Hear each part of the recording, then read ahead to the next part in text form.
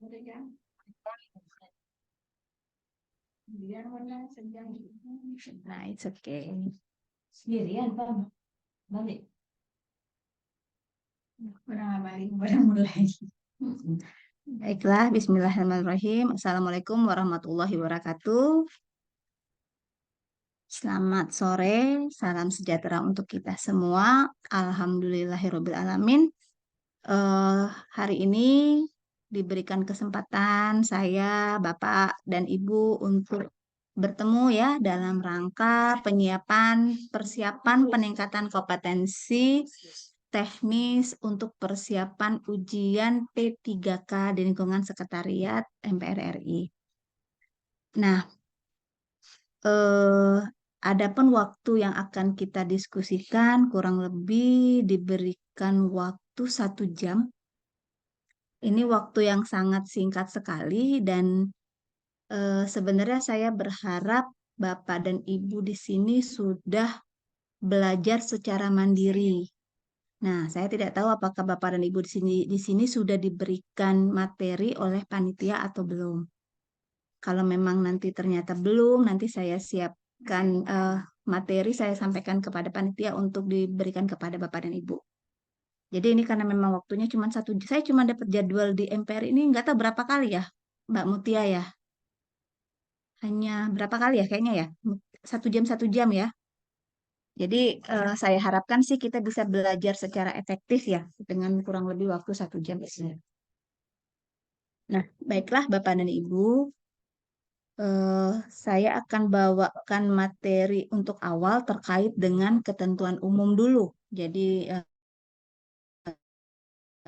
saya ingin Bapak dan Ibu itu mengenal terlebih dahulu berkaitan dengan ketentuan umum untuk pengadaan barang dan jasa. Nah, sebelum kita masuk ke materi, izinkan saya memperkenalkan diri saya terlebih dahulu. Ibarat kata pepatah tak kenal maka tak sayang. Nama lengkap saya Juni Irawati. Saya biasa sehari-hari dipanggil Ira. Saya berdomisili di Kota Bengkulu dan saat ini saya menjabat sebagai fungsional pengelola pengadaan barang jasa muda di Biro Administrasi Pembangunan Setda Provinsi Bengkulu. Untuk pengalaman saya di bidang pengadaan barang jasa, saya mulai dari tahun 2011. Jadi kalau saya punya sertifikat pengadaan barang jasa itu mulai di tahun 2010 sampai dengan sekarang. Jadi saya masih terlibat aktif sebagai pokja pemilihan maupun pejabat pengadaan di lingkungan Pemda Provinsi Bengkulu. Dan kebetulan saya juga masih aktif sebagai saksi ahli di persidangan, juga sebagai pendamping kontrak, saksi ahli di bidang pengadaan barang jasa ya. Advisor, pendampingan pengadaan barang jasa pemerintah ada beberapa kabupaten ataupun Pemda kota yang saya dampingi, provinsi juga ya, Provinsi Papua. Dan kebetulan saya juga merupakan tim penyusun regulasi pengadaan barang jasa di internal Kementerian PUPR, juga sebagai tim penyusun peraturan pengadaan barang jasa di Papua, dan juga tim ahli lainnya. Saya juga memiliki sertifikat fasilitator PBJ level 1, level 2, dan level 3. Jadi kalau Bapak dan Ibu nanti di sini lulus sebagai fungsional pengelola pengadaan barang jasa, nanti akan ketemu di diklat kompetensinya level 2 dan level 3 itu dengan saya. Kalau Bapak dan Ibu belum punya sertifikat PBJ level 1-nya, berarti akan ketemu dengan saya juga. Nah, ini nomor kontak saya di 081271196498. Jadi kalau memang mengingat waktu kita yang sedikit, Bapak dan Ibu bisa nanti meminta bahan materi dengan saya, ataupun mungkin kalau emang ingin bertanya terkait dengan materi ataupun ada hal-hal yang ingin ditanyakan, silakan di WA. Nah, itulah perkenalan dari saya. Terima kasih. Nah, berarti sekarang peserta yang hadir sudah 1, 2, 3, 4, 5 orang ya. 5 orang. Saya mohon Bapak dan Ibu di sini yang memang mengikuti kegiatan ini, kalau memang bisa tolong dibuka kameranya sehingga kita bisa bertatap muka lah ya. Karena kalau ngajar online ini sangat tidak nyaman ketika yang diajar itu menutup kameranya.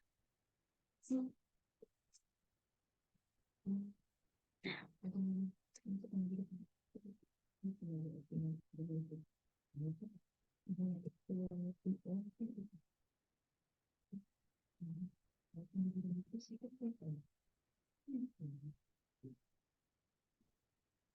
ini ya terkait dengan harapan saya ya Bapak dan Ibu terkait dengan Bapak dan Ibu ini di materi yang waktu yang singkat ini paling tidak bisa memahami 4 materi ini. Kita bicara tentang pengadaan barang dan jasa. Kalau bicara pengadaan barang jasa, memang pembangunan di Indonesia ini tidak akan lepas dari pengadaan barang jasa pemerintah. Perhatiin nggak? Permasalahan yang paling besar itu adalah permasalahan korupsi itu paling besar di pengadaan barang jasa. Benar nggak? Nah, itu yang paling terjadi dan yang artinya apa? Memang ini sangat seksi sekali sehingga memang perlu diatur. Nah, ini Bapak dan Ibu tuh harus tahu pengadaan barang jasa pemerintah itu apa. Jadi harus paham. Karena materi yang cukup banyak, jadi dimohonkan Bapak dan Ibu memahami apa yang dinamakan pengadaan barang jasa. Nah, kalau kita bicara pengadaan barang jasa pemerintah itu dimulai dari, jadi ruang lingkup itu kementerian, lembaga, perangkat daerah yang dibiayai oleh APBN atau APBD yang prosesnya sejak identifikasi kebutuhan sampai dengan serah terima hasil pekerjaan. Nah, perencanaan itu bagian dari identifikasi kebutuhan. Ya, jadi ya perencanaan itu ya bagian dari identifikasi kebutuhan. Nah, 3 garis besar pengadaan barang jasa pemerintah. Ini adalah poin dasar dari pengadaan barang jasa pemerintah. Jadi ada 3. Yang pertama itu perencanaan, yang kedua itu persiapan, yang ketiga itu pelaksanaan. Sekarang kita masuk di perencanaan. Apa sih perencanaan? Nah, perencanaan itu mulai identifikasi kebutuhan Bapak dan Ibu. Kebayang nggak? Kalau kita mau mau barang nih, barang itu harus kita identifikasikan. Kira-kira barang itu kebutuhannya untuk apa? Bapak dan Ibu ternyata sekarang itu butuh laptop. Kayak gitu. Nah, laptopnya sekarang mau dipakai untuk apa? Apakah hanya sebagai administrasi perkantoran? Ataukah akan digunakan sebagai untuk yang lainnya atau penggunaan aplikasi? Dan Ibu harus tahu nih, oh ternyata penggunaannya hanya sebatas administrasi perkantoran. Ini contoh kecil saja ya. Lalu setelah kita sudah mengetahui barang apa yang kita butuhkan, lalu kita menetapkan jenis pengadaan barang jasanya. Ada yang sudah tahu nggak jenis pengadaan barang jasa ada berapa? Ada yang bisa jawab? Pak Sugeng mungkin tahu berapa jenis pengadaan barang jasa?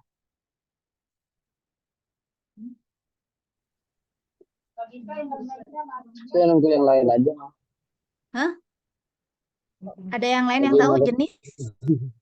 Lagi harus mikir kalau istirahat. Jenis ya. Ini kunci banget ya. Jadi setelah kita mengetahui barang yang akan kita beli, berarti kita harus menetapkan jenis. Ada 4 jenis pengadaan barang dan jasa. Yang pertama itu pengadaan barang, yang kedua itu pekerjaan konstruksi, yang ketiga itu jasa lainnya, yang keempat ada jasa konsultansi. Jasa konsultansi ini pun dibagi menjadi 2. Jasa konsultasi konstruksi dan jasa konsultansi non-konstruksi. Jadi ingat ya, 4 jenis pengadaan. Oke. Nah, 4 jenis pengadaan ini, kalau kita tadi sudah menetapkan bahwa yang akan kita beli adalah laptop, berarti laptop ini pengadaan barang. Atau misalnya kita tetapkan buat renovasi kan, berarti kalau identifikasi kebutuhan kita renovasi kantor, berarti jenis pengadaannya adalah pekerjaan konstruksi. Pekerjaan konstruksi. Atau misalnya, identifikasi pengadaan barang jasa kita kebutuhannya adalah pembuatan website.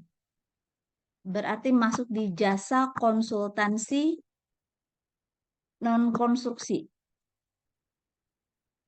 Atau bisa saja identifikasi kebutuhan kita adalah misalnya pengawasan gedung atau perancangan gedung. Berarti masuknya di jasa konsultansi konstruksi. Atau misalnya identifikasi kebutuhannya adalah sewa kendaraan.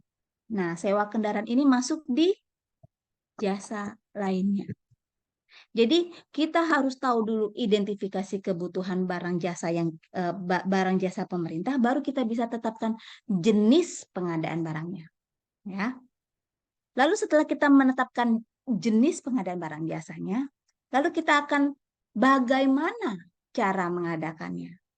Cara pengadaan barang jasa pemerintah itu ada dua. Yang pertama swakelola, yang kedua melalui penyedia. Penyedia ini pun juga terbagi lagi. Ada penyedia badan usaha, ada juga penyedia perorangan.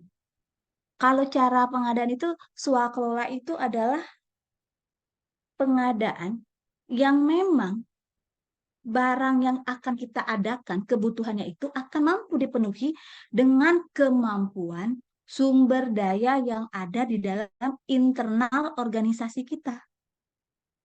Nah, contohnya seperti apa? Nah, misal tadi waktu identifikasi di awal, kita ingin membuat kegiatan sosialisasi. Sosialisasi pengadaan barang jasa, contohnya seperti ini. Berarti penetapan jenis pengadaan barang jasanya adalah jasa lainnya. Cara pengadaannya bisa nggak swakelola? Oh bisa. Kenapa? Karena internal MPR memiliki narasumber yang ahli di bidang pengadaan barang jasa. Artinya pekerjaan sosialisasi ini bisa diswakelolakan. Kalau ternyata memang tidak memiliki yang diswakelolakan, bisa nggak kita pakai penyedia? Bisa juga. Berarti penetapan jenisnya adalah kita nanti akan membayar kepada lembaga tertentu untuk mengadakan kegiatan pengadaan barang jasa. Jadi kalau yang namanya swakelola itu artinya dibuat. Sama dengan contoh konkretnya, Bapak dan Ibu misalnya si suami meminta istrinya membuatkan pisang goreng. Pisang goreng. Oleh istrinya pisang goreng dia telepon Grab. Dia pesan lewat Grab berarti itu melalui penyedia. Tapi kalau ternyata si istri membuat pisang goreng itu dia menggoreng sendiri, ya, diramu sendiri, itu namanya swakelola. Nah, sedangkan kalau penyedia, melalui penyedia, berarti barangnya itu tidak bisa melalui swakelola. Karena tidak mungkin laptop itu bisa kita adakan. Berarti kalau penyedia itu berarti barangnya harus disediakan dari penyedia barang dan jasa. Nah, setelah kita menentukan cara pengadaannya, maka kita akan menetapkan kegiatan konsolidasi dan pemaketan. Konsolidasi ini ada di perencanaan, ada di persiapan, ya, ada di persiapan, jadi ada di perencanaan, ada di persiapan, dan ada di pelaksanaan. Nah, konsolidasi dan pemaketan ini bisa di PA, ranahnya PA KPA, bisa di PPK, dan bisa di UKPBJ. Nah, jadi untuk konsolidasi dan pemaketan ini, pemaketan itu harus memperhatikan. Oke, silakan Mbak Anissa. Mbak Anissa. Nah, konsolidasi dan pemaketan itu harus memperhatikan jenis pengadaan barang jasanya, lokasi dan rentang kendali, serta memperhatikan efisien dan efektivitasnya. Lalu waktu penggunaan barang jasa. Kapan barang jasa ini akan diadakan? Jangan sampai mengadakan barang jasa ini, ternyata waktu penggunaan barang jasanya tidak sesuai lagi.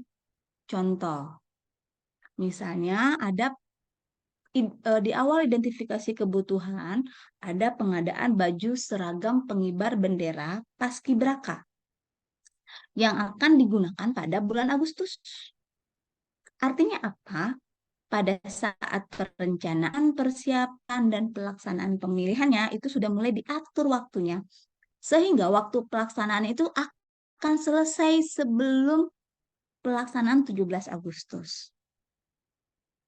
Jangan sampai nanti ketika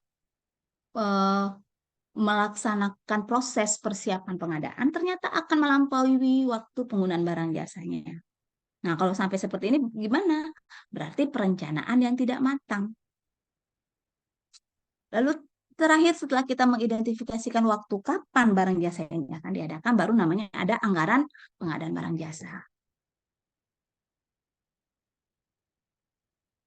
Nah, lalu selanjutnya setelah melakukan perencanaan, tahapan persiapan. Nah, tahapan persiapan ini ada dua.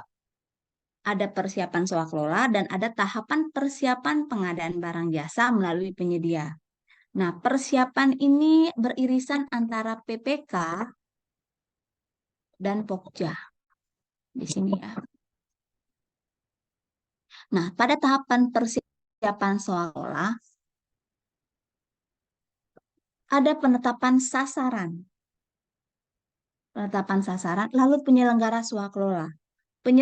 Penyelenggara swaklola ini ada tipe 1, tipe 2, tipe 3, dan tipe 4. Tipe 1 ya, itu swaklola dengan penanggung jawab anggaran. Sedangkan tipe 2 itu melakukan swaklola dengan instansi pemerintah lainnya. Sedangkan tipe 3 itu melakukan swaklola dengan organisasi masyarakat. Sedangkan tipe 4 itu melakukan swaklola dengan kelompok masyarakat. Lalu pada tahapan persiapan swaklola ini adalah menetapkan rencana kegiatan, jadwal pelaksanaan, dan rencana anggaran biaya.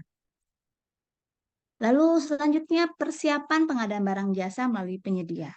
Nah, pada tahapan ini adalah PPK.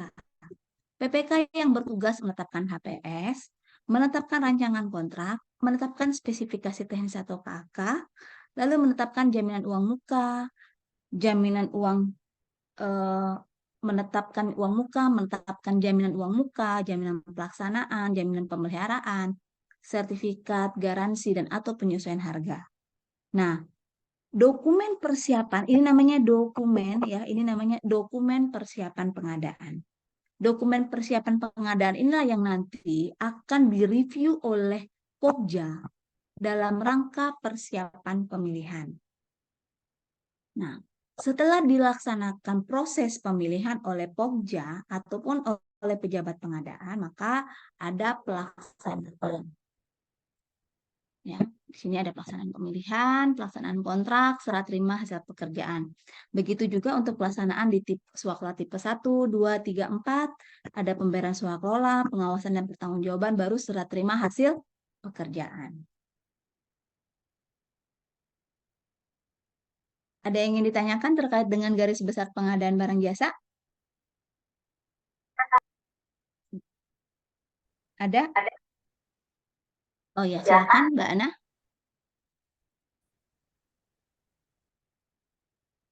Mbak Ana yang bertanya?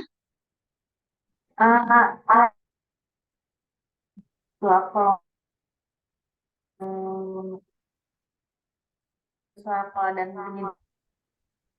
Suaranya Ana nggak jelas, maaf. Oh, nggak jelas suaranya Mbak Ana. Oke, kita lanjutkan dulu ya. Nanti kalau udah ingat, boleh nanti dipotong. Sekarang kita masuk ke ruang lingkup pengadaan barang jasa. Nah, kalau kita bicara ruang lingkup, institusi pengguna barang jasa yang dilihat adalah KLPD.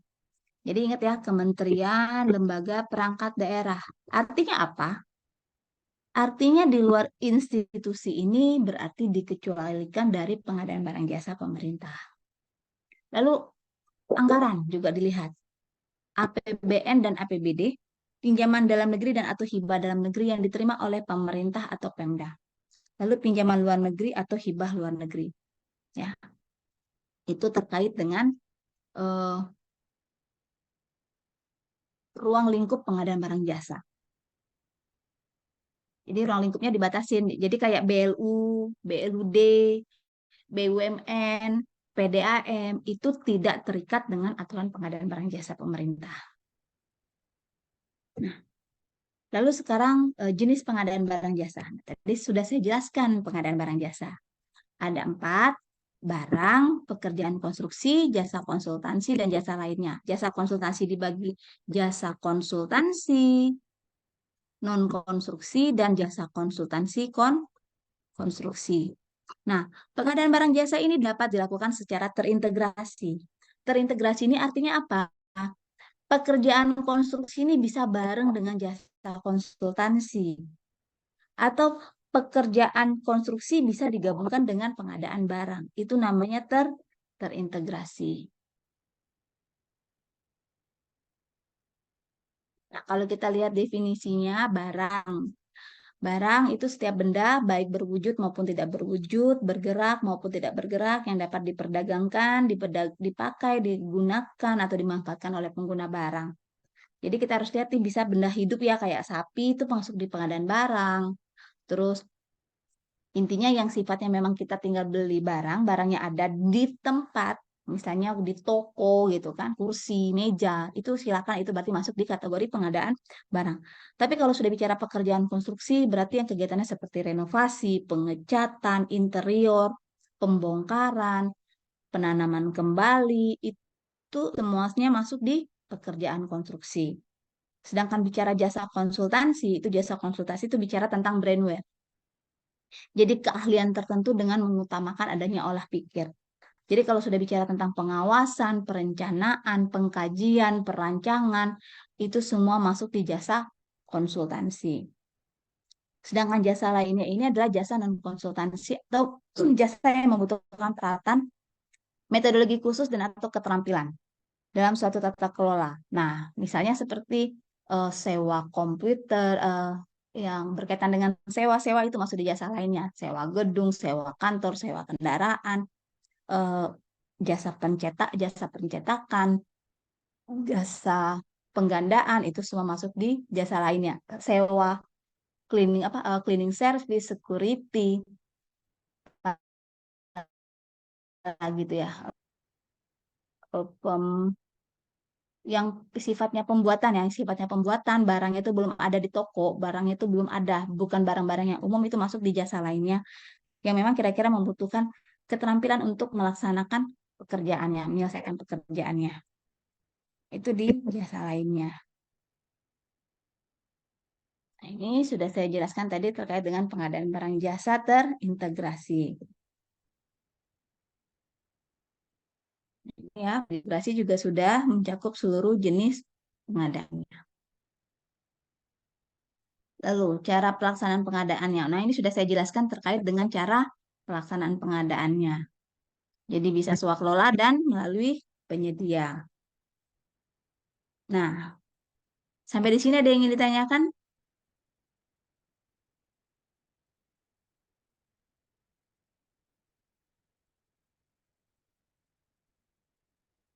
Kalau tidak ada, masih ada yang ingin tanyakan di materi pertama? Kalau tidak ada, saya lanjutkan ke materi kedua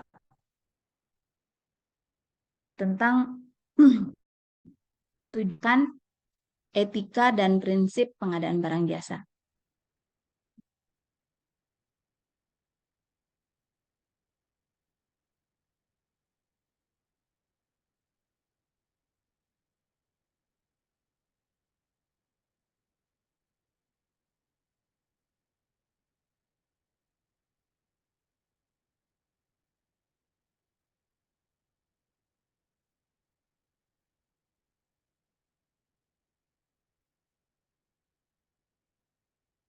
Nah,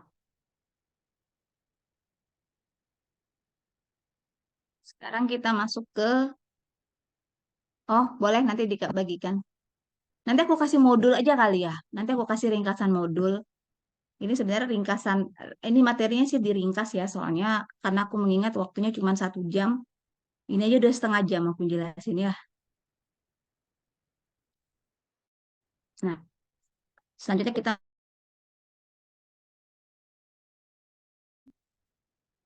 kebijakan pengadaan etika dan prinsip pengadaan barang jasa. Tujuan pengadaan barang jasa pemerintah. Ada yang tahu terkait dengan tujuan pengadaan barang jasa pemerintah? Kalau kita lihat dari tujuan pengadaan barang jasa pemerintah itu adalah hal-hal yang ingin dicapai dalam pelaksanaan pengadaan barang jasa pemerintah. Yang pastinya adalah menghasilkan barang jasa yang tepat untuk setiap uang yang dibelanjakan, baik dari kualitas, kuantitas, waktu, biaya, lokasi, dan penyedia. Nah, kita bicara kualitas. Kalau bicara kualitas, artinya kualitas mutu barang jasa yang diadakan itu sesuai dengan anggaran yang tersedia. Artinya spesifikasinya sesuai dengan anggaran. Dan itu merupakan spesifikasi yang terbaik. Itu kalau bicara kualitas. Jadi kalau bicara kualitas berarti spesifikasi teknisnya sesuai. Lalu kuantitas. Kuantitas jumlah. Berarti kuantitas yang dibeli itu sesuai dengan nilai uang yang dianggarkan. Tidak lebih atau tidak kurang dari yang dibutuhkan. Itu kalau kuantitas.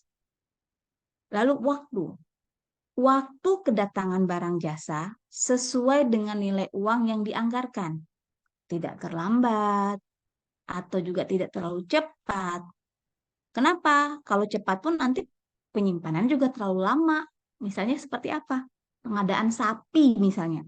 Pengadaan sapi kalau sapi juga terlalu cepat juga resiko juga kepada OPD, kepada instansi. Kenapa?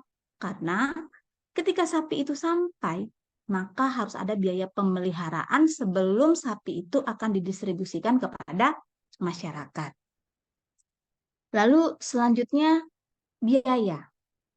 Biaya yang dikeluarkan itu sesuai dengan harga pasar, yang artinya biaya itu dapat dilaksanakan secara akuntabel. Lalu lokasi, tepat lokasi, berarti lokasi barang jasanya tepat pada lokasi yang membutuhkan. Contohnya seperti tadi, kalau ada pengadaan hewan seperti sapi, kambing. Nah, pengadaan sapi, kambing ini kan akan dibagikan kepada masyarakat. Artinya, lokasi distribusi pengadaan barang tersebut itu sesuai dengan apa yang sudah direncanakan oleh organisasi. Lalu tepat penyedia. Tepat penyedia itu artinya apa? Persyaratan penyedia itu sesuai dengan jenis barang jasa yang dibutuhkan. Bukan penyedia, apa lu mau gua ada. Jadi itu ya. Jadi itu kaitan dengan 6 tepat kualitas, kuantitas, waktu, biaya, lokasi, dan penyedia. Itu untuk menghasilkan barangnya ya. Lalu yang kedua, meningkatkan penggunaan produk dalam negeri. Nah, seperti kita ketahui, meningkatkan penggunaan produk dalam negeri ini pun sudah diatur pada Undang-Undang Nomor 3 Tahun 2014 yang juga diatur pada jenisnya PP 29 Tahun 2018 dan juga pada pasal 19 di Perpres 16 pun juga diatur bahwa dalam menyusun spesifikasi teknis harus mengutamakan penggunaan produk dalam negeri. Nah, jadi sudah ada amanatnya. Lalu selanjutnya meningkatkan peran serta UMK dan koperasi. Nah, kalau UMK ini berarti kalau kita bicara usaha mikro, usaha kecil dan koperasi ini diatur pada PP nomor 7 tahun 2021 yang merupakan tentang kemudahan, perlindungan, usaha mikro dan kecil serta koperasi. Nah, kalau bicara mikro berarti milik perorangan dan atau badan usaha perorangan yang memang memenuhi kriteria usaha mikro. Nah, biasanya itu dilihat dari belanja tahunannya. Sedangkan usaha kecil itu memang usaha ekonomi produktif yang berdiri sendiri. Nah, ini memang dia ada kriterianya. Begitu juga dengan koperasi. Lalu selanjutnya meningkatkan peran pelaku usaha nasional. Peran pelaku usaha nasional ini bicara tentang pelaku usaha. Jadi pelaku usaha itu bisa juga badan usaha atau perseorangan yang melakukan kegiatan atau usaha di bidang tertentu. Nah, ini diatur pada Perpres nomor 12 tahun 2021 pada pasal 1 angka 27. Nah, lalu selanjutnya contohnya untuk meningkatkan peran pelaku usaha nasional sudah tahu kan pembuatan MRT. Nah, MRT itu selain ada perusahaan dari asing, tapi itu melibatkan pelaku usaha nasional untuk melaksanakan pekerjaan tersebut. Lalu tujuan pengadaan barang jasa itu adalah mendukung pelaksanaan penelitian pemanfaatan barang jasa hasil penelitian. Nah, kalau bicara penelitian berarti kegiatan yang dilakukan menurut kaidah dan metode ilmiah secara sistematis. Nah, ini kalau bicara penelitian berarti itu terkait dengan ilmu pengetahuan atau teknologi. Nah, kalau penelitian ini sebenarnya dia masuk di pengadaan yang dikecualikan. Jadi dia tidak masuk di sistem pengadaan barang jasa pemerintahnya. Karena nanti dia akan ada aturan tersendiri dengan terkait dengan pelaksanaan penelitian ini. Lalu selanjutnya tujuan pengadaan barang jasa yaitu meningkatkan keikutsertaan industri kreatif. Nah, kalau bicara industri kreatif berarti ada proses penciptaan, kreativitas, dan ide dari seseorang untuk menghasilkan sebuah karya. Sedangkan kalau ekonomi kreatif itu berarti perwujudan nilai tambah dari kekayaan intelektual yang bersumber dari kreativitas manusia.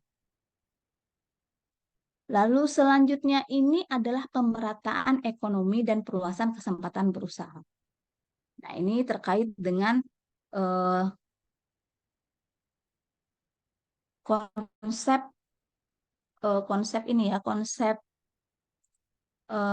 terkait dengan bagaimana pemerataan ekonomi itu terjadi secara merata bagi seluruh rakyat Indonesia. Jadi konsepnya memang mendorong pemerataan ekonomi, walaupun memang sampai sekarang masih dalam rangka mewujudkan hal tersebut. Namun yang pasti dengan adanya aturan ini, makanya itu kaitkan dengan PP nomor 7 tahun 2021. Kenapa? Karena itu memberikan peluang kesempatan besar kepada pelaku UMKK untuk mendapatkan pekerjaan dari pemerintah. Lalu selanjutnya yang ke-8 itu adalah meningkatkan pengadaan berkelanjutan. Nah, kalau bicara peningkatan pengadaan berkelanjutan ini berkaitan dengan pengurangan dampak negatif terhadap lingkungan yang didapatkan dari siklus penggunaannya. Jadi artinya apa? Pada saat menyusun spesifikasi teknis untuk barang yang kita akan adakan, kita sudah akan memperhatikan apakah barang yang kita adakan ini memang bisa secara berkesinambungan menjaga kualitas lingkungan hidup. Terus memang apakah ini nanti akan dapat ramah lingkungan. Contohnya seperti apa? Kita mau beli AC. Beli AC yang memang dengan konsep dengan logo Eco Green. Kenapa dia? Berarti dia ramah lingkungan. Karena kalau bicara tentang pengadaan berkelanjutan, ini adalah pengadaan yang jangka panjang yang akan berdampak pada anak cucu. Jadi ada 8 tujuan pengadaan barang jasa pemerintah. Ini sering banget keluar soal-soalnya ya, seperti ini. Lalu selanjutnya, kebijakan. kebijakan pengadaan pemerintah.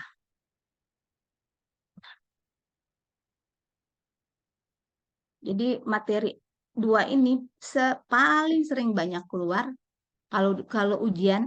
Ada yang sudah punya sertifikat PBJ level 1 di sini?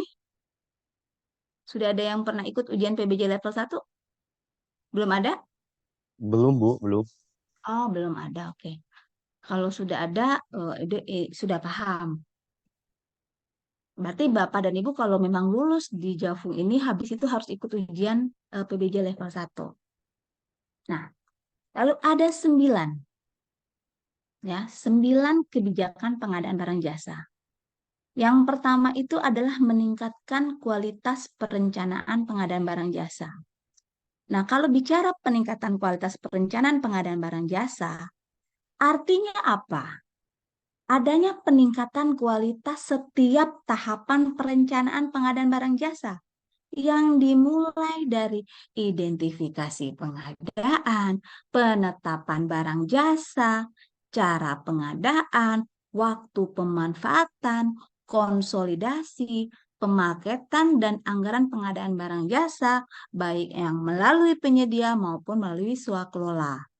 Nah, kalau kita bicara kualitas perencanaan pengadaan, perencanaan itu sebaiknya dilakukan bersamaan dengan penyusunan rencana kerja RKAKL ya, RKAKL dan anggaran kementerian untuk APBN dan RKAPD untuk dana APBD. Jadi kalau bicara tentang kualitas perencanaan pengadaan, jadi sudah awal. Nah, kalau bicara perencanaan itu juga harus dimulai sejak nota keuangan dan RAPBN atau pembahasan persetujuan RAPBD dengan DPRD, itu untuk yang APBD. Nah, sehingga RUP atau Rencana Umum Pengadaan yang memang menjadi persyaratan untuk tender itu sudah siap. Jadi kita bisa menyiapkan lebih awal.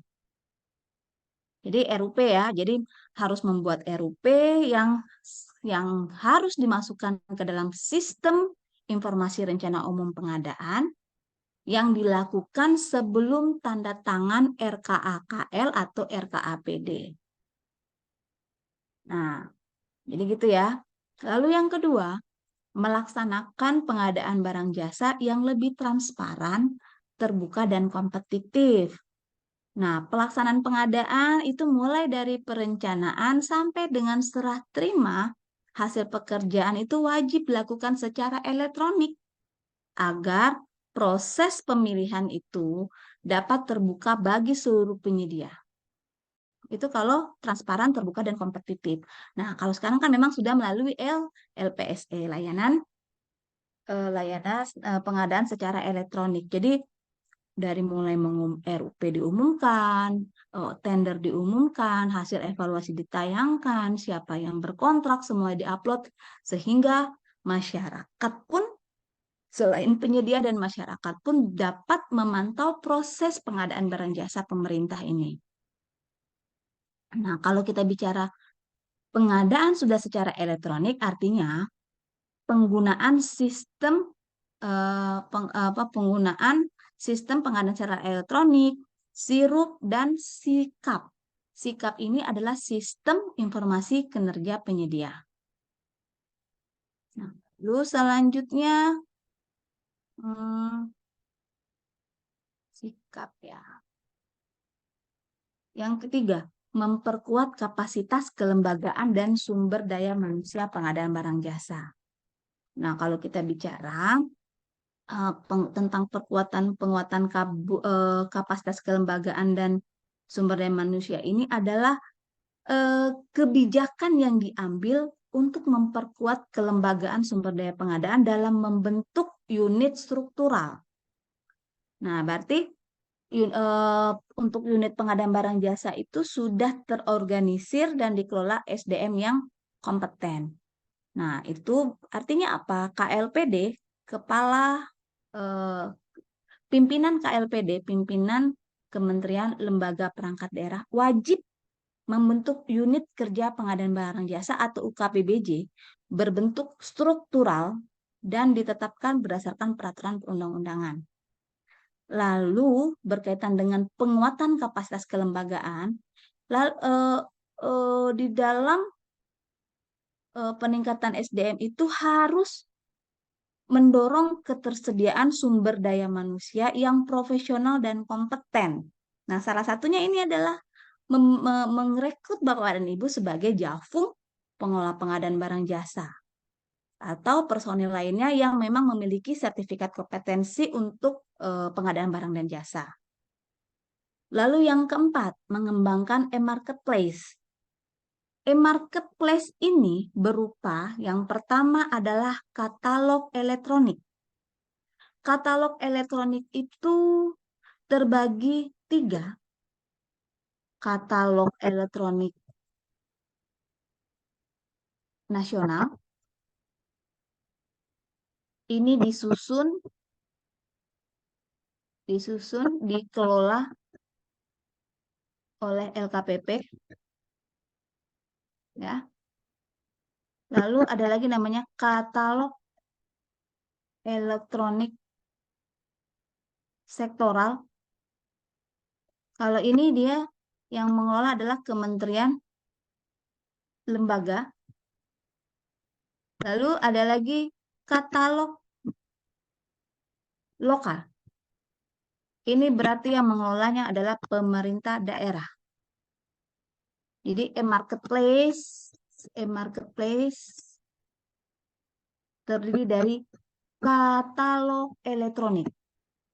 Ini pembagiannya ya, pembagian katalog elektronik. Habis itu toko daring. Toko daring itu adalah sistem informasi yang memfasilitasi pengadaan barang jasa yang melalui sistem elektronik atau retail, kayak Shopee, Tokopedia. Nah, itu toko daring. Lalu yang ketiga, pemilihan penyedia melalui aplikasi SPSE, Sikap, ya. Sikap ya, SPSE dan Sikap. Itu untuk yang e-marketplace. Jadi ingat ya, e-marketplace terdiri dari katalog elektronik, toko daring, dan pemilihan penyedia. Itu ya e-marketplace. Katalog elektronik pun terbagi 3, katalog nasional, sektoral, dan katalog lokal. Lalu selanjutnya menggunakan teknologi informasi dan komunikasi serta transaksi elektronik. Nah, ini kalau berkaitan dengan teknologi informasi ini adalah semangat menggunakan transaksi elektronik. Nah, seperti adanya pengembangan e-marketplace yang diharapkan nih sekarang kan digalakan nih sama pemerintah ya, belanja melalui katalog. Lalu selanjutnya mendorong penggunaan barang jasa dalam negeri dan standar nasional Indonesia. Nah, ini berarti kita harus memperhatikan bagaimana dalam menyusun spesifikasi teknis itu harus mengutamakan produk dalam negeri. Dan bila mana ternyata sudah ada barang tersebut dengan nilai TKDN 25% dan setinggi-tingginya BMP itu adalah di 40%, maka wajib menggunakan produk dalam negeri. Tidak ada boleh lagi menggunakan barang impor. Dan bentuk penghargaan kepada penyedia yang memberikan TKDN tinggi akan diberikan preferensi harga.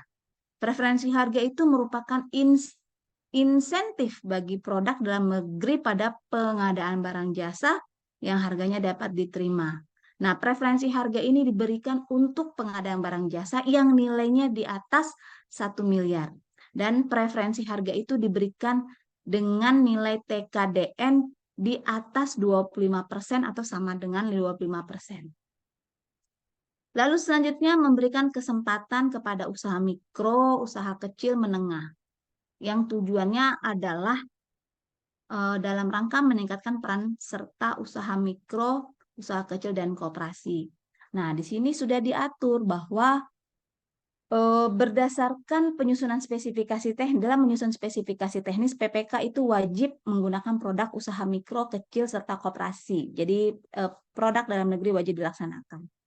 Lalu ada kewajiban Kementerian Lembaga Perangkat Daerah itu mengalokasikan paling sedikit 40% nilai anggaran belanja barang jasanya itu eh, dengan apa ya, berdasarkan pasal 65 Perpres 16 tahun 2002, Perpres 12 tahun 2021.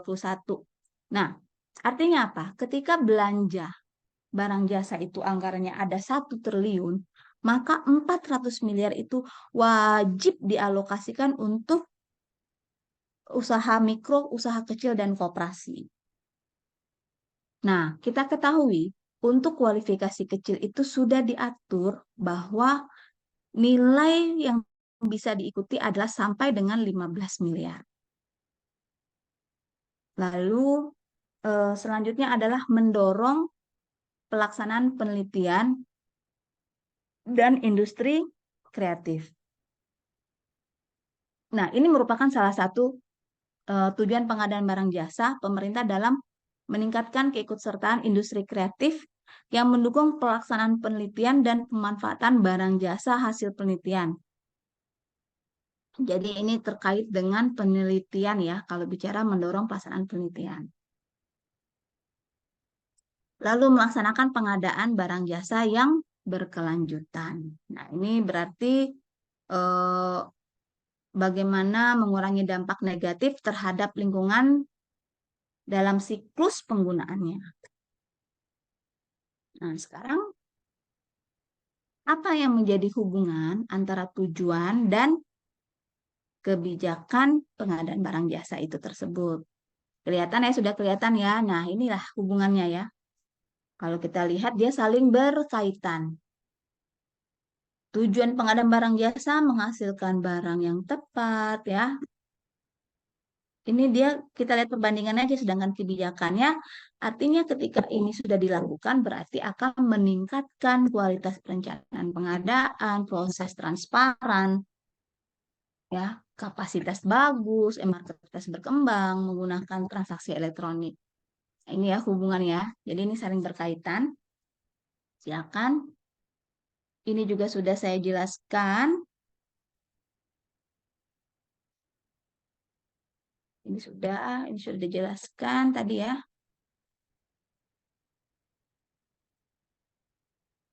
Preferensi harga juga sudah dijelaskan.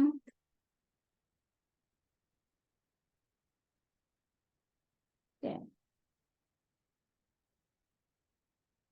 Nah, sekarang selanjutnya prinsip pengadaan barang jasa pemerintah.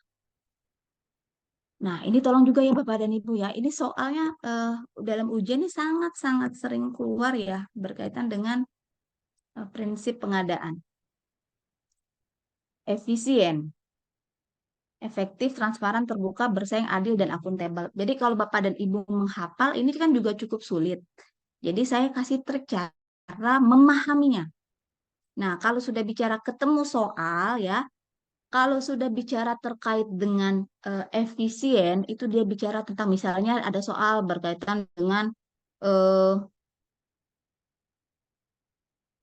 barang jasa yang akan diadakan itu, misalnya ada pengadaan barang jasa kendaraan bermotor yang akan dibeli melalui katalog, ya, melalui e-purchasing dengan menggunakan e-purchasing.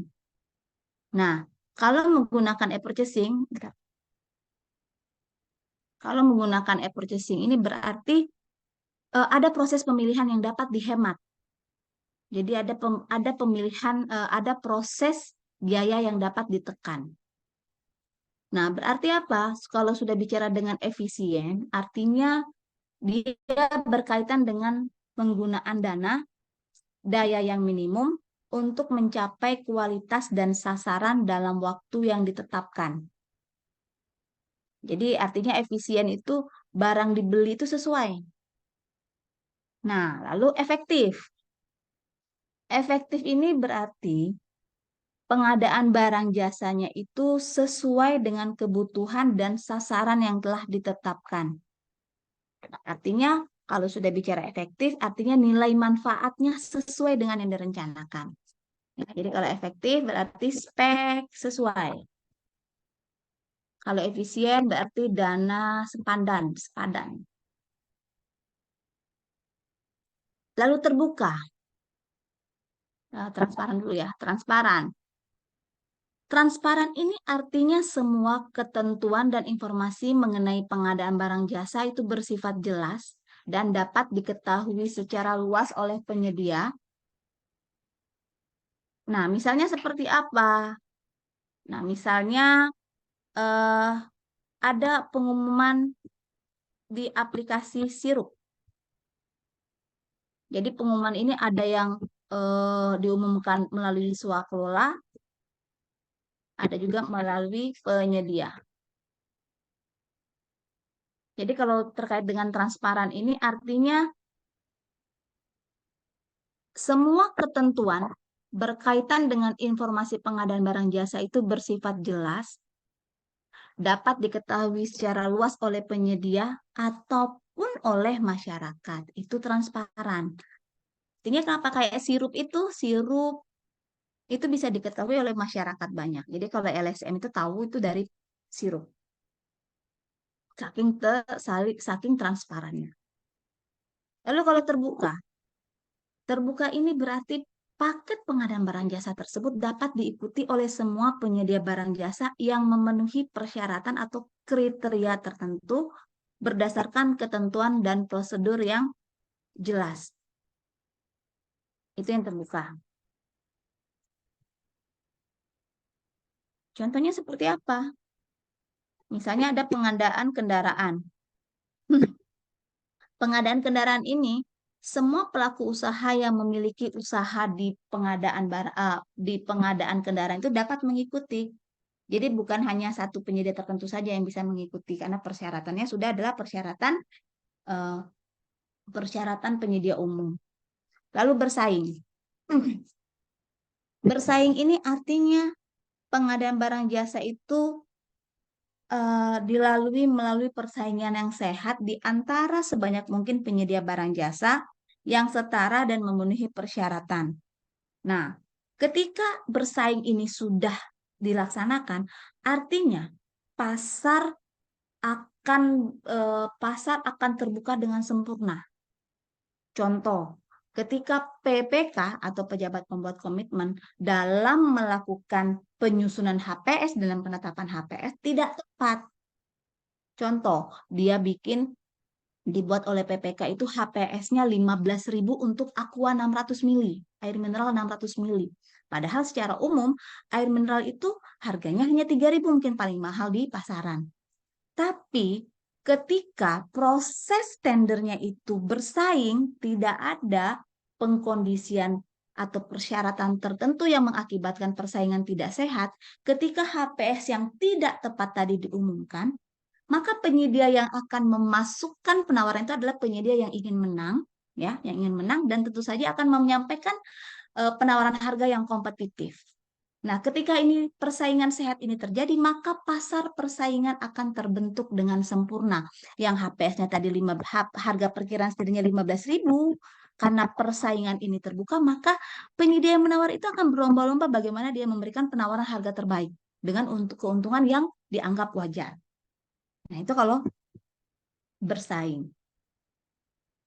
Lalu adil. Adil artinya perlakuan sama kepada seluruh penyedia barang jasa, tidak mengarah, dan tidak memberikan keuntungan kepada pihak tertentu. Artinya informasi kepada seluruh penyedia itu sama, tidak ada yang dibeda-bedakan. Lalu akuntabel. Kalau sudah bicara akuntabel, berarti bicaranya adalah sesuai dengan peraturan perundang-undangan. Jadi kalau sudah bicara akuntabel berarti aturan yang dapat dipertanggungjawabkan. Nah, itu terkait dengan prinsip pengadaan jasa. Lalu selanjutnya etika pengadaan barang jasa. Etika pengadaan dalam pengadaan barang jasa pemerintah. Kalau kita lihat, ada 8 etika pengadaan barang jasa yang harus dilaksanakan. Yang pertama, melaksanakan tugas secara tertib disertai rasa tanggung jawab. Ya, disertai rasa tanggung jawab. Untuk mencapai sasaran kelancaran, dan ketepatan tujuan pengadaan barang jasa. Nah, ini kalau bicara tertib dan tanggung jawab berarti ini kayak bererat kaitannya dengan PA, KPA, meningkatkan kualitas perencanaan. Lalu bagaimana PPK? Ya, itu menyusun dan menetapkan persiapan pengadaan. Lalu bagaimana nih si Pokja, ya Pokja pemilihan atau pejabat pengadaan itu melaksanakan pemilihan secara tertib. Itu etika pengadaan yang harus dilakukan oleh semua pihak yang terlibat di dalam pengadaan barang dan jasa. Nah, itu yang satu. Lalu yang kedua, profesional, mandiri, dan menjaga rahasia informasi yang menurut sifatnya harus dirahasiakan untuk mencegah penyimpangan dalam pengadaan barang jasa. Contohnya kan ada PPK menyusun dan menetapkan HPS. Nilainya boleh terbuka, tapi rinciannya rahasia. Tidak boleh diketahui. Loh, ini jalan hilang ya? Kok kenapa nih? Oh, ini hilang ya? Bentar. Oke.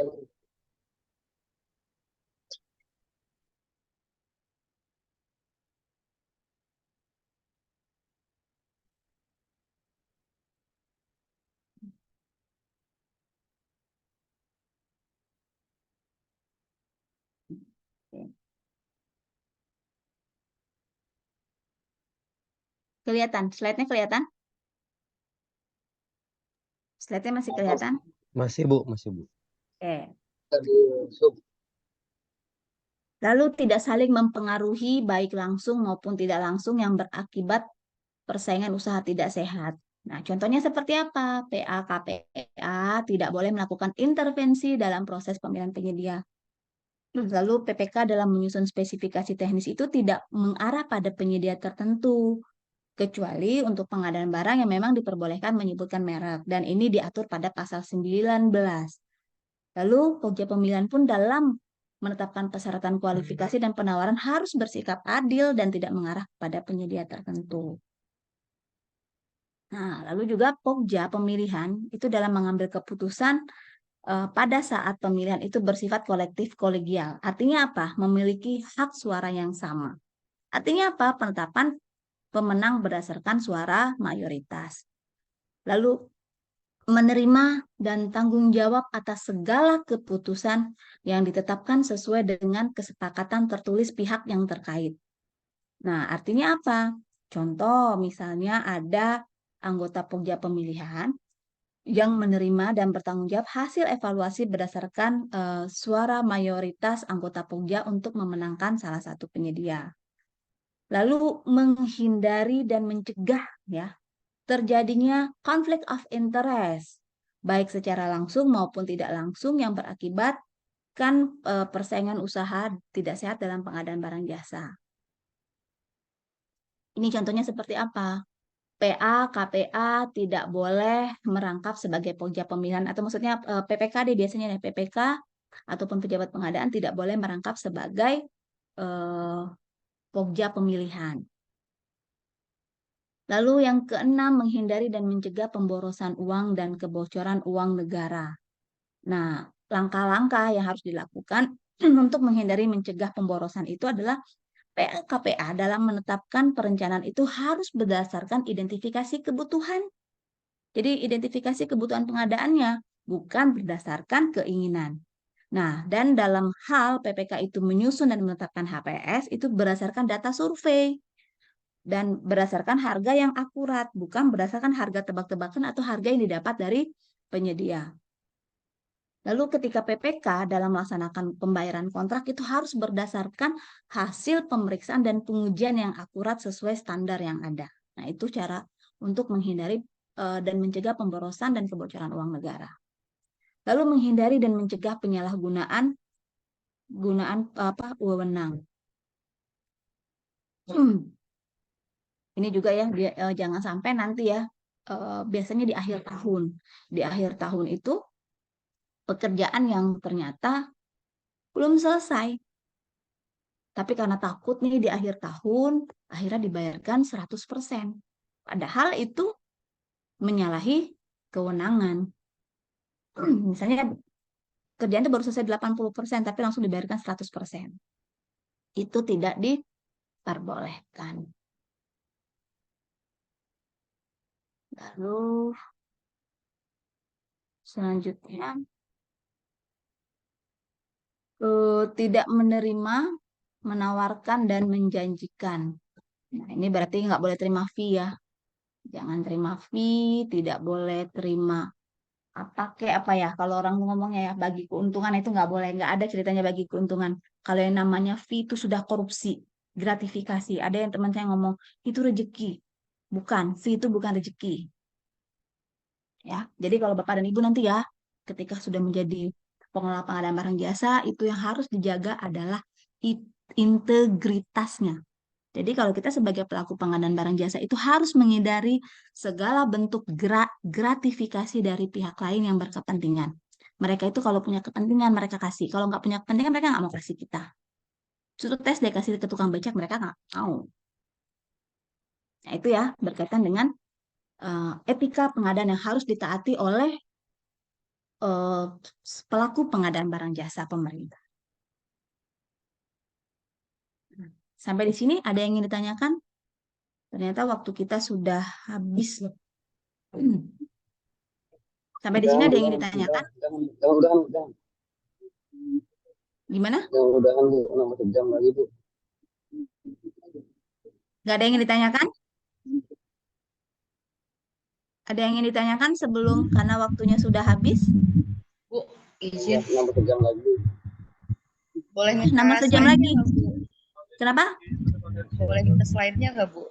Boleh. Jadi dikirim di Malah lewat WA kali ya, Bu ya? Malah aku nggak mau kasih slide sebenarnya. Karena kalau slide itu kan singkat.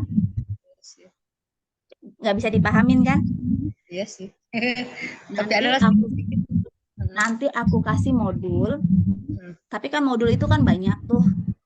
Nanti ada ringkasan yang aku kasih. Nanti ada ringkasan modul.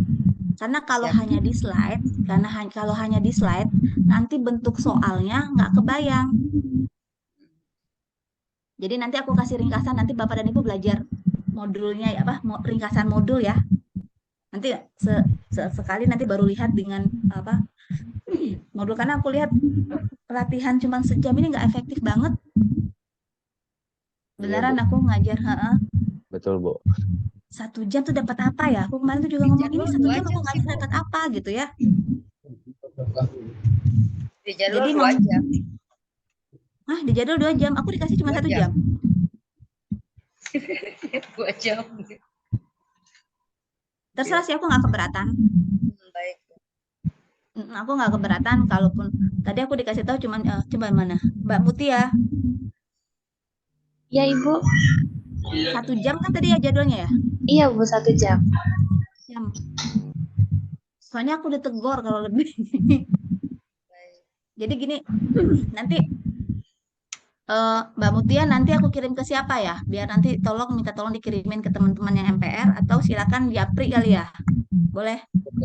Ada grupnya nggak ini? Ada, Bu. Ada grupnya, Bu. Boleh, Bu. Nanti minta tolong di share Jadi aja, minta Bu. tolong ya, karena kalau pengajar itu jadi beban ya, kalau Bapak dan Ibu ternyata nggak berhasil memahami materi. Jadi memang belajar mandiri, usaha dengan modul, dan mungkin nanti contoh-contoh soal ya. Baik, Bu. Baik, Bu. Baiklah kalau begitu, Mbak Mutia berarti sudah ya? Iya Bu, sudah Bu. Oke, baiklah. Ini teman-teman yang lain yang mana nih? Kok nggak ada? Sayang banget. Emang cuma 5 orang, Bu. Oh, memang cuma 5 orang. Katanya 10. Aku pikir 10 orang. Tapi nggak ada. Ya. Baiklah kalau begitu Bapak dan Ibu, sebelum kita akhiri, ada yang ingin ditanyakan nggak terkait dua materi tadi? Materi singkat tadi sih. Belum punya bayangan? Banyak sih. Terbaiknya menurut saya di belajar Kenapa? mandiri aja. Tinggal belajar mandiri aja. Gimana Mbak Nani? Sebenarnya banyak sih Bu, cuma gimana ya? Waktunya ya udah terbatas itu Bu. Yang Nggak apa-apa kalau mau ditanyain, ada yang mau tanyain silakan. yang untuk itu Bu, yang apa dari tujuan PBJ itu kan di situ ada yang sama SI Cup itu sama SI RUP itu loh Bu, kayak sistem informasi yang K-nya Sirup, itu sama sirup. sikap. Oh, sirup itu sistem informasi rencana umum pengadaan. Jadi sirup itu, jadi kalau sudah mulai perencanaan pengadaan nih, kalau kita lagi sudah nyusun RKAKL, itu namanya kita langsung menyusun rencana pengadaan. Jadi misalnya nama paket kita melaksanakan kegiatan sosialisasi. Nah, kegiatan sosialisasi ini nanti diinput di RUP. Nah, datanya kan nanti narik dari SIPD kalau yang di ini kan ditarik dari kode rekening itu dia narik, nanti dia masuk, nanti ada keluar namanya nomor RUP. Nah, rencana umum pengadaan itu sudah tercantum metode pemilihannya. Metode pemilihannya apa melalui e-purchasing, apakah melalui pengadaan langsung, apakah melalui tender ataupun melalui seleksi menunjukkan langsung. Jadi dalam RUP itu rencana umum pengadaan kita itu sudah tergambarkan nilai pagu paketnya, kapan kita akan melaksanakan proses pemilihan, kapan barang jasa ini akan diadakan. Itu isi yang tercantum di dalam RUP. Jadi RUP ini diumumkan di sirup, di Sistem Informasi Rencana Umum Pengadaan. Itu sirup ya RUP. Sedangkan sikap itu adalah Sistem Informasi Kinerja Penyedia. Nah, Sistem Informasi Kinerja Penyedia ini berisikan kualifikasi pelaku usaha tersebut. Jadi di dalam sikap itu ada data penyedia yang masuk di dalam sistem yang berkaitan dengan izin usaha, pendirian, NPWP, pengalaman perusahaan di sana, dan yang berkaitan dengan kemampuan si badan usaha itu mendirikan badan usahanya. Nah, sistem informasi kinerja penyedia ini itu kalau dia sudah terverifikasi di sikap, maka penyedia tersebut dapat mengikuti proses pemilihan baik melalui e-purchasing ataupun proses lainnya yang ada di dalam SPSE, Sistem Pengadaan Secara Elektronik. Ya, jadi sirup, sikap, SPSE.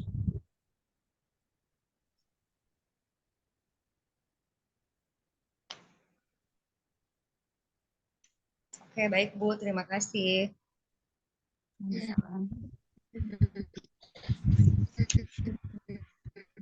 Ada lagi? Boleh tanya. Mbak Ananya, suaranya nggak jelas. Iya, Bu. Saya dulu enggak. Suaranya nggak jelas, Mbak Ana. Aku aja yang nggak jelas, apa yang lain ngerasain nggak jelas nggak? Sama Bu, nggak jelas juga Bu. Putus-putus, Mbak Ana. Kayaknya sinyalnya jelek ya. Bentar, Bu. Gimana, Mbak Ana? Halo.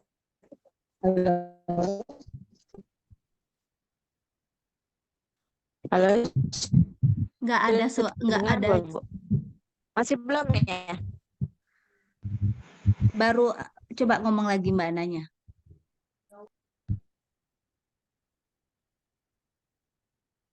Oh, ada suaranya Mbak Ana. Mbak Ana coba di chat aja coba, biar Oh, nanti kayaknya hilang dibaca. tuh. Atau di chat aja Mbak Ana silakan.